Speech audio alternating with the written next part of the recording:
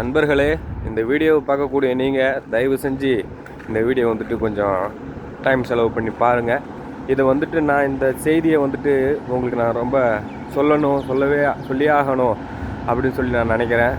இதை வருங்காலத்தில் என்னோடய குழந்தைகளுக்கும் என்னோடய தம்பி தங்கைகள் நண்பர்கள் எல்லாருக்குமே நான் இந்த செய்தியை இந்த அனுபவத்தை நான் ஷேர் பண்ணணும்னு நினைக்கிறேன். அதனால் நான் உங்கள்கிட்டையும் ஷேர் பண்ணணும்னு நினைக்கிறேன்.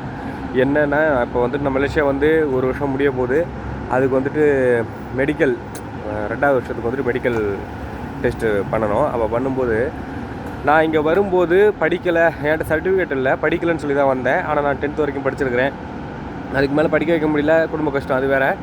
ஆனால் அதுக்கு மேலே படிக்கலை. ஆனால் என்னோடய அறிவு, நான் 10th வரைக்கும் படிச்சிருந்ததுமே நான் நல்ல வரையில் நல்லாவே படிப்பேன். ஆனால் அதுக்கு மேலே என்னால் படிக்க முடியல. அதனால் படிப்பை நிப்பாட்ட வேண்டிய சுச்சுவேஷன். ஆனால் எங்கள் கடையில் படிப்பு அறிவு இல்லைன்னாலும் பரவாயில்ல. எங்கள் கடையில் வேலைக்கு நாங்கள் இங்கே மலேசியா வரும்போது படிக்கலைன்னு சொல்லி தான் வந்தோம்.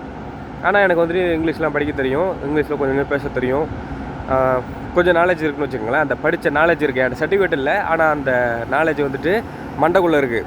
பேப்பராக இல்லை, ஆனால் மண்டைக்குள்ளே இருக்குது. அந்த 10வது வரைக்கும் படித்த அறிவு எனக்கு. இப்போ மெடிக்கல் டெஸ்ட் அடிக்கும்போது அட்லீஸ்ட் ஏபிசிடியை கலைச்சி வச்சு நம்மளோட கண்ணை ஒரு பக்கம் மூடி அந்த நம்பர்ஸ் எல்லாம் நம்ம சொல்லணும்ல. அப்போ தானே கண் தெரியுதானே அவங்க ஐடென்டிஃபை பண்ண முடியும். அப்போது எங்கள் கடையில் வேலை செய்யக்கூடிய நம்ம இந்திய பையன்தான் ஒரு பையன். அவனுக்கு இங்கிலீஷில் சொல்ல தெரியாது, 1 2 3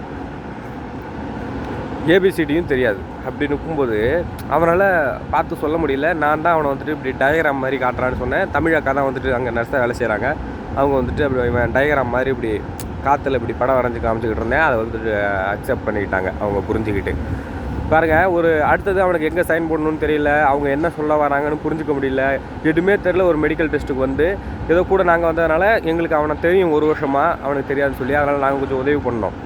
ஆனால் பாருங்கள், அந்த படிப்பறிவுங்கிறது நம்மள்ட்ட நான் எங்கள் கடையில் அது பேப்பரை வடிவத்தில் நான் இது போல் படிச்சிருக்கேன்னு சொல்லி தெரியாத ஒழிய, மற்றபடி என்னோடய அறிவின் மூலமாக நான் 1 வருஷமாக வேலை செஞ்சதன் மூலமாக எனக்குன்னு ஒரு மரியாதை இருக்குது. இந்த படிப்புங்கிறது நம்ம சர்டிஃபிகேட்டாக தான் நம்மள்ட்ட இருக்கணும்னு இல்லை. ஏதோ ஒரு வகையில் யூடியூப்போ ஏதோ ஒரு வகையில் நம்ம நம்மளோட அறிவை நான் வளர்த்துக்கிட்டே இருக்கணும். நான் ஏற்கனவே சொல்லியிருக்கிறேன், லைவ் வராததுக்கு காரணம் என்னோடய அறிவு முடங்கி போகுது. நான் வேலை செய்கிறேன், ரூமுக்கு போகிறேன், வேலை செய்கிறேன், ரூமுக்கு போகிறேன், இப்படியே தான் இருக்குது.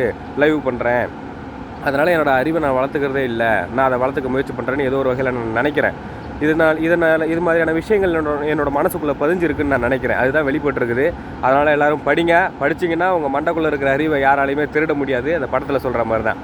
ஓகே நண்பர்களே, பாய்.